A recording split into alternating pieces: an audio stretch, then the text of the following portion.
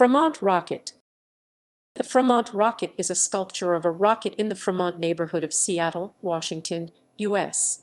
The rocket had been displayed at an Army surplus store in Seattle's Belltown neighborhood until 1991, when a news radio broadcast said the store was dismantling its circa 1950 Cold War rocket fuselage SIC, prompting the Fremont Business Association to buy it for $750.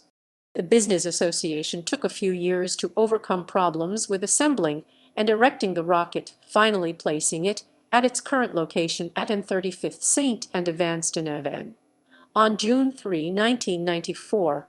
Though the salvaged rocket fuselage description has been repeated by some sources, and a Fremont Chamber of Commerce member called it a de-fanged Cold War emblem, it is not made of any rocket or missile parts, but rather from a military surplus tail boom originally part of a Fairchild C-119 Flying Boxcar transport aircraft. It has a stereotypical 1920s streamlined Art Deco sci-fi space rocket appearance, adorned with neon laser pods in the style of rayguns.